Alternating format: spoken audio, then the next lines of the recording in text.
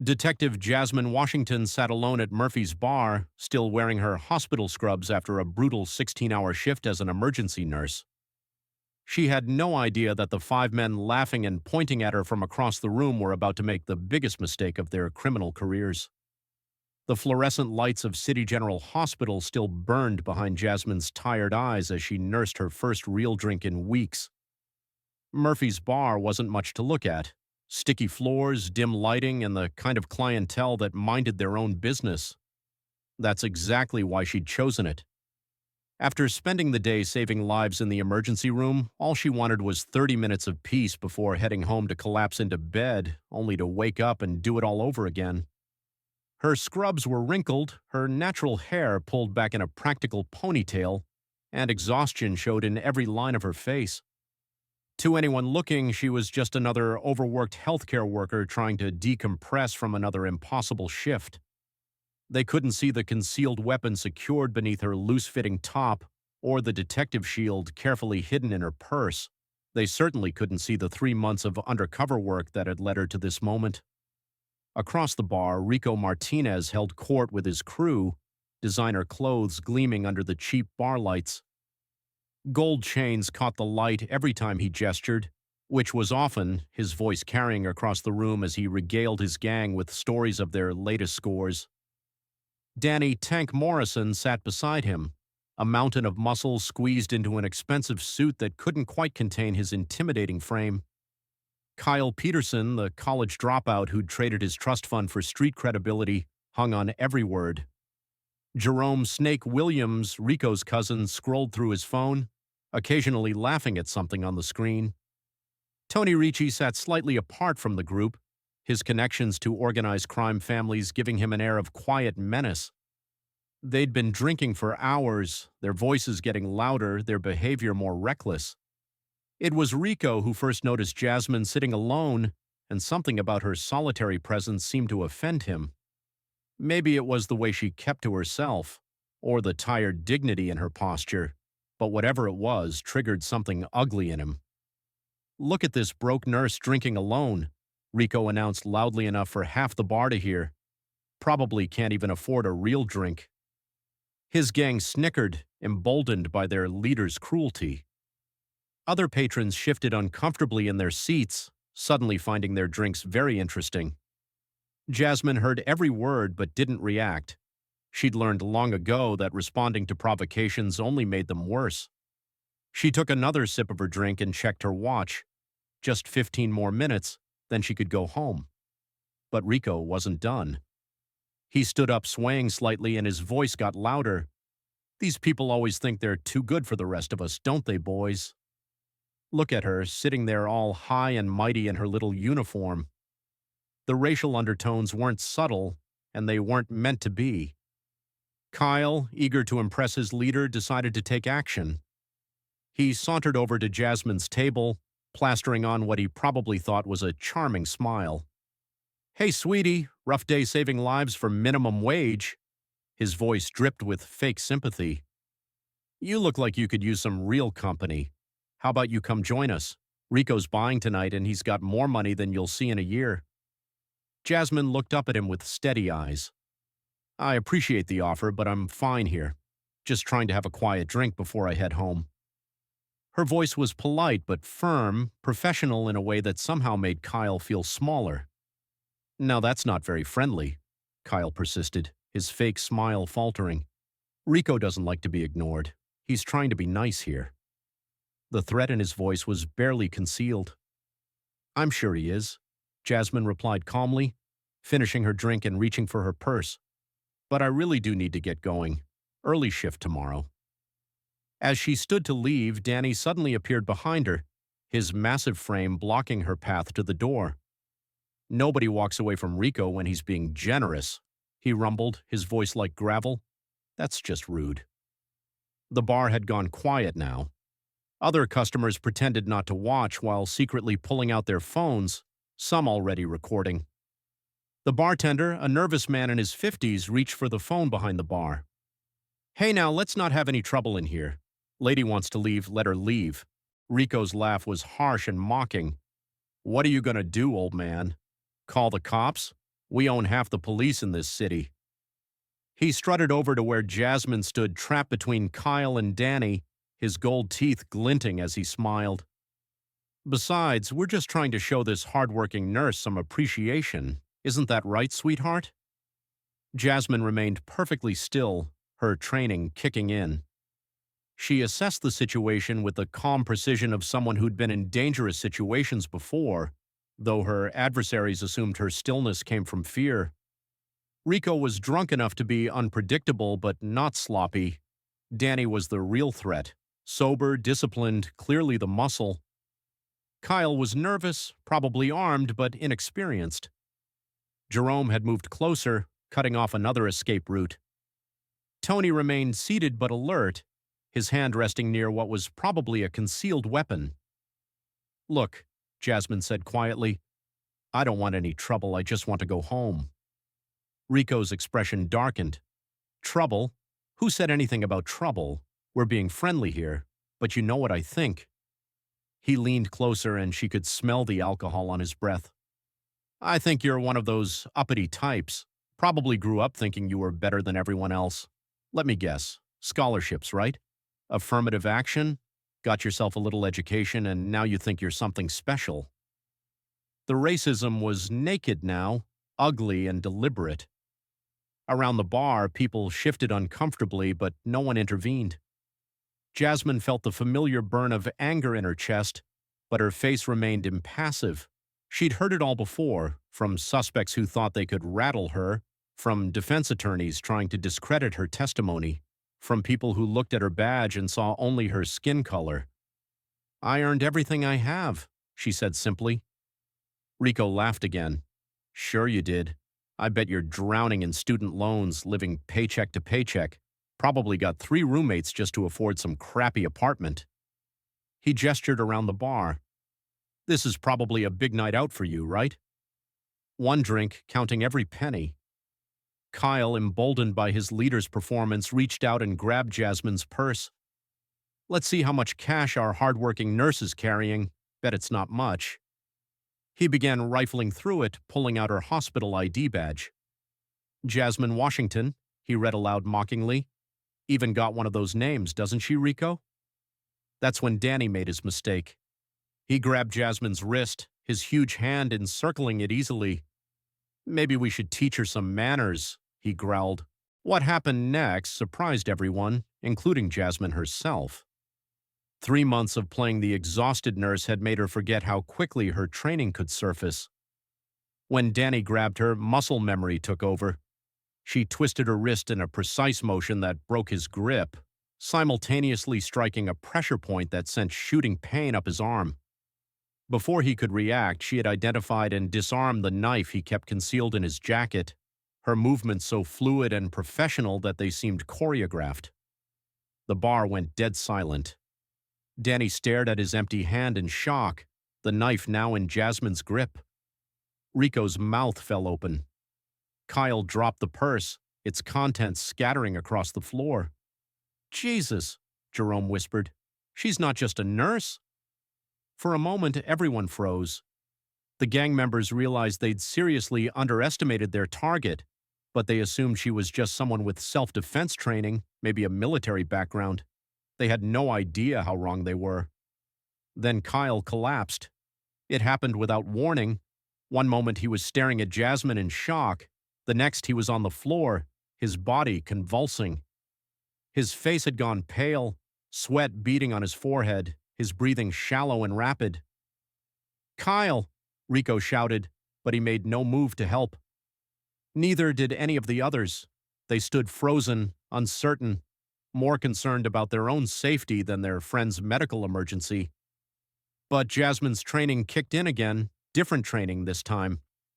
She dropped Danny's knife and was on her knees beside Kyle before anyone else could react. Her hands moved with practiced efficiency, checking his pulse, his breathing, his pupils. She reached into her purse, the same purse Kyle had been mocking moments before, and pulled out a small medical kit that she always carried. "He's diabetic," she announced, checking Kyle's medical alert bracelet. "Severe hypoglycemia. He needs glucose now or he's going to go into a coma." Rico backed away. We need to get out of here. Leave him. You're not going anywhere, Jasmine said firmly, her voice carrying an authority that made everyone stop. And neither is he, not without treatment.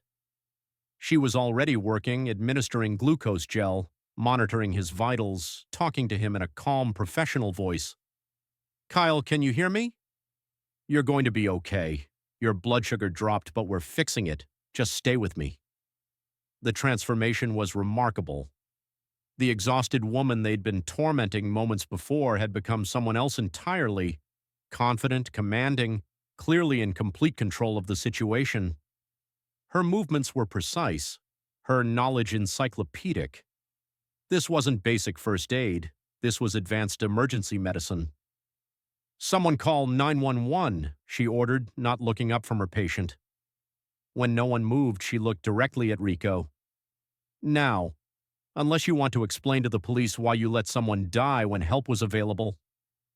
Rico, shaken and confused, nodded to Jerome, who made the call. As they waited for the ambulance, Jasmine continued her care, never once referring to the way Kyle had treated her. She held his hand, spoke to him reassuringly, monitored his condition with professional detachment. When he began to come around, his first words were confused apologies. I'm sorry, he whispered. I'm so sorry. I was. Don't worry about that now, Jasmine said gently.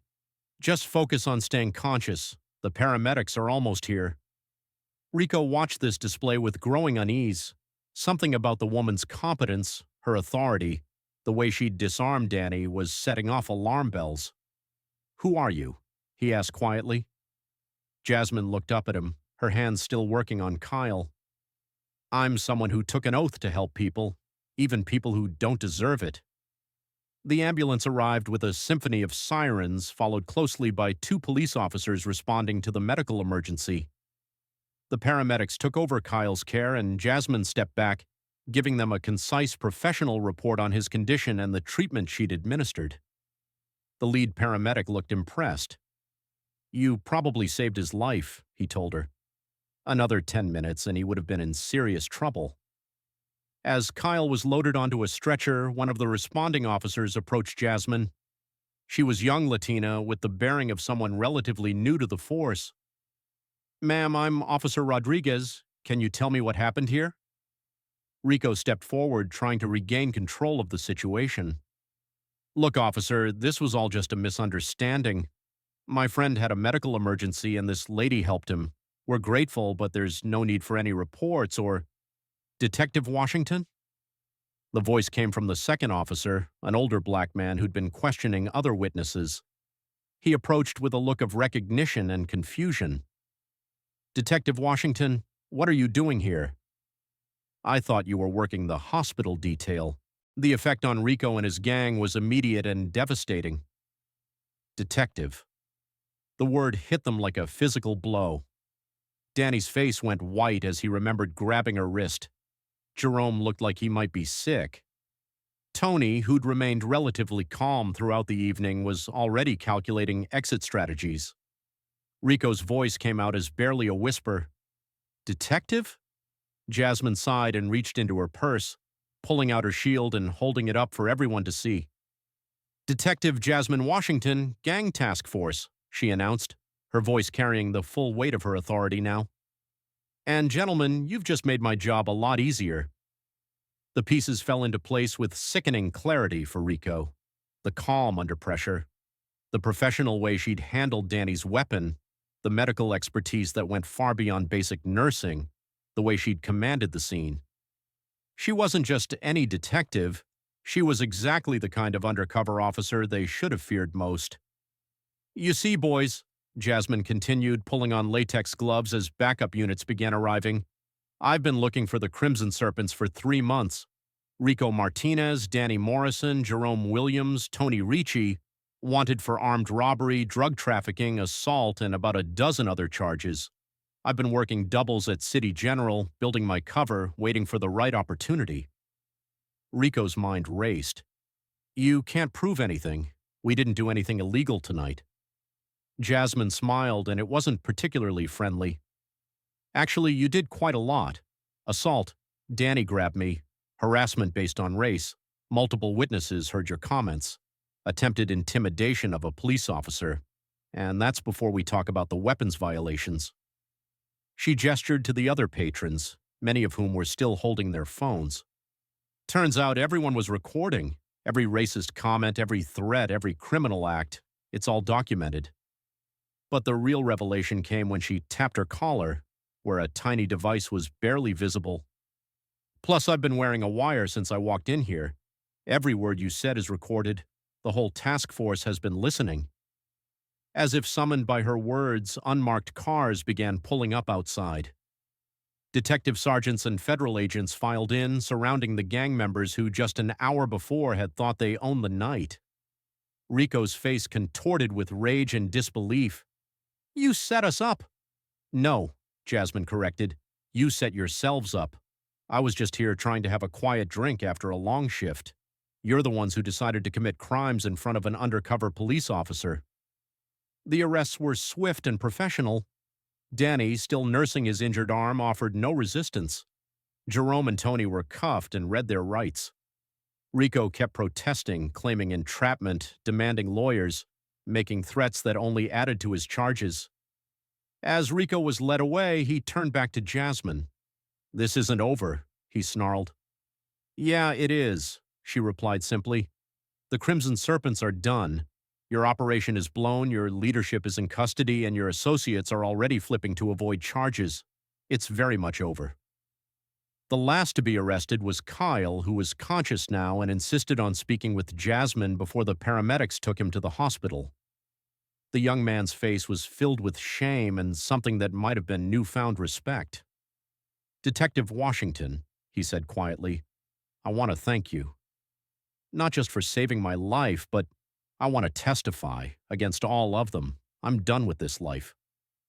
Jasmine studied his face, looking for deception and finding none. "That's a good decision, Kyle, but it's also a dangerous one. You'll need protection."